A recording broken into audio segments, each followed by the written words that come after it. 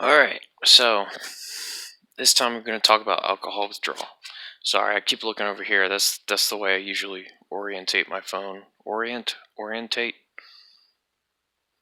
I tried. So, this is something I've been through before, as long as opioid, methadone, coke, things like that. All of those withdrawals. I've been through those. So, alcohol is weird because it's very short acting. So, it's kind of like benzo withdrawal, except it's a tad bit different. I'll just get into the symptoms. Okay, so as short as like 6 hours after your last drink, uh, I, yeah, I don't like that. I don't like that. I gotta get a haircut.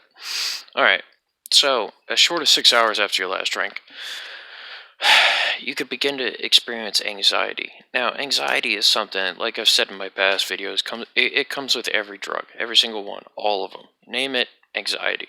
Okay, so if you naturally have anxiety, this is going to exasperate it by a significant amount. A significant amount. Anxiety isn't fun, especially when it's from drugs. If it's from drugs, it's a whole different beast. Like, some people don't even believe in anxiety. Like, oh, toughen up. No, no, that isn't what happens. Like, the shit's real. All right, so shaky hands is another one. Now, sober, right? So it isn't just your hands either. It's everything. Like, you're going to be shaking. It's most noticeable in the hands, but you'll be able to feel your whole body kind of trembling a little bit. Next one is headache. Along with anxiety, this is a different beast. Like, a normal headache doesn't compare to like a withdrawal headache at all in any way. It's overbearing. That's the word I'd use. Next one is nausea. Nausea is simple nausea. It's kind of a little bit worse than when you're like sick, but it's nausea. So vomiting. Ooh, that's fun. If you've been on drugs or if you drank alcohol, you know vomiting. That it's simple vomiting, just like simple nausea. Insomnia. Now, this isn't like normal not being able to go to sleep. This insomnia is persistent, and you're going to be exhausted, you're going to be tired, but you aren't going to be able to go to sleep. Now, you you can try to take like herbal supplements or melatonin. It's not going to work. It's just not. Like, when you're going through withdrawal, COVID-19. Anyways, when you're going through withdrawal, there aren't many over-the-counter solutions to the symptoms you're going to be experiencing. There just isn't. The withdrawal is too powerful. It's just too strong. Just like the drugs you've been taking. Like, alcohol is a drug. I don't care what you say. I don't care if you at me. It's a drug. Like, that's just what it is. Sorry. Like, too bad. It's a drug. Now, after that, sweating. Now, sweating doesn't sound bad at first, but dehydration, that's the scary part, okay? You're going to be abnormally sweating. Like, it's not going to be hot. You're going to be sweating. And if you're in bed, which you probably are when you're going through withdrawal, you're going to be sweating even more. And you probably won't notice it because it'll soak into your sheets, but be mindful of this because this is very dangerous. You can die from dehydration very quickly. Okay, so, all right, we're going to move on to 12 to 24 hours. All right, hallucinations. Now, this all depends on. Sorry, I had an eyelash. This all depends on the individual, okay? My hallucinations from alcohol withdrawal are usually like streamers or lights. Okay, so like, Yeah, if it's dark or if I close my eyes, there's going to be streamers of different colors, like whizzing and whirling around, like I guess my field of vision, even though my eyes are closed. Flashes of lights, you'll usually get in the corners. So, uh, some people have different hallucinations. It all depends on how much alcohol you've been drinking and how long you've been doing it. Like, if you've been doing it for like 10 years, every day, you just drink all day, every day, you're going to have some extreme psychological, like, seizures, or not seizures, hallucinations.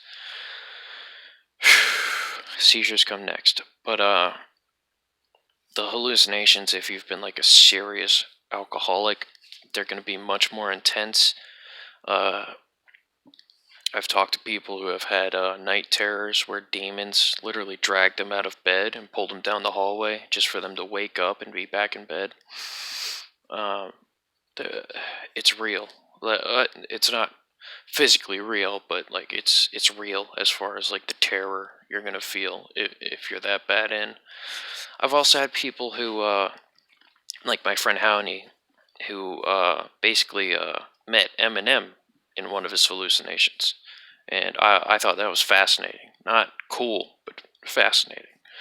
It all depends on who you are, what you've been doing, and shit like that. Yes, I curse. Get over it. Anyways, seizures. So, like with benzos, this is like one of the most dangerous types of withdrawal symptoms. So, seizures, they used to call them grand mal seizures, like, but now they call them tonic-clonic seizures. And the tonic part is, I may be getting these two mixed up, but the tonic part is freezing up, locking your muscles, and the clonic part is like jerking, twitching, flailing muscles. And this combination, logically, is very deadly, because if you're frozen, if your muscles lock and try to jerk at the same time, it can cause severe damage. It can also stop your heart, uh, uh, stop your breathing, things like that. That's why people die from alcohol and benzo use, benzo withdrawal and alcohol withdrawal. Sorry, I shaved and I don't have a hat on, so I'm really anxious right now. So, I usually wear a hat. So that's 12 to 24 hours, 48 to 72 hours, delirium tremens. Now, being delirious is odd because reality morphs when you're delirious. Like, it's not quite hallucinations, but things feel fake. And, real things feel fake, fake things feel real. So you're also going to be hallucinating at the same time. And that's a deadly combination. So you're going to truly believe your hallucinations are real. You won't have a sense of reality, right? And that's extremely dangerous. But the delirium tremens part of this withdrawal, only 5% of people experience. And I'm going to assume that that's like people who have been drinking for like 30, 40, 50 years plus. Uh, yeah, so it's generally 5% of people, but if you do experience it, I'm very sorry. It's gonna suck. Confusion and racing heart also in the 48 to 72 hours. Shit, I messed it all up. All right. Uh, Confusion. That's kind of self-explanatory, as well as racing heart. But the racing heart part is very dangerous because your heart already is trying to it's trying to keep you alive, and then you have racing heart plus the seizures. Okay, so like it's a very extremely dangerous combination. Also, with a racing heart, your blood pressure is going to rise, and that's not good either. You don't want high blood pressure. Uh,